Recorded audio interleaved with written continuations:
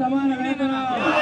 ఈరోజు తెనాల్లో మున్సిపల్ కార్మికులు, పారిశుద్ధ కార్మికులు మీరు చేస్తున్న శిబిరం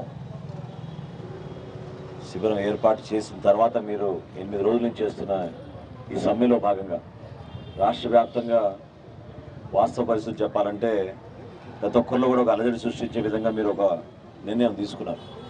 ఎందుకంటే ప్రభుత్వాలు స్పందించాల్సిన బాధ్యత, అటువంటి ఆలోచన ప్రతి పాలకుడికి ఉండాలి. మనం మున్సిపల్ కార్యాలయం ముందు ఈరోజు ఈ విధంగా దీక్షలో కూర్చుంటున్నామంటే పట్టణం మొత్తం కూడా మీపైన ఆధారపడి ఉంటుంది. పారిశుద్ధ్యం విషయంలో కానివ్వండి, ఎటువంటి సేవా కార్యక్రమాల్లోనే కానివ్వండి, మీ బాధ్యతలు మీరు నిర్వహిస్తున్నా, మీ కర్తవ్యం మీరు నిర్వహిస్తున్నా కూడా స్పందించలేని ముఖ్యమంత్రి ఉన్నప్పుడు, ప్రభుత్వం ఉన్నప్పుడు మీరు చేయగలిగేది ఇటువంటి శిబిరం ఏర్పాటు చేసి ప్రతి ఒక్కరిలో కూడా ఒక చైతన్యం వచ్చే విధంగా కొంతవరకైనా కొంచెం జ్ఞానం కలిగి స్పందించే మనస్తత్వం వస్తున్న భావన తప్ప అంతకన్నా మీరు ఏం పోరాడగలుగుతారు చెప్పండి.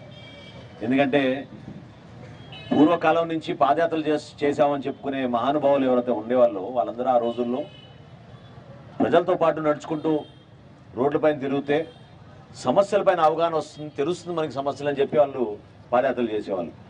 కానీ ముఖ్యమంత్రి మాత్రం ఆయన ఆ రోజున తలపెట్టిన పాదయాత్ర కేవలం అబద్ధాలు చెప్పడానికి, మోసం చేయడానికి.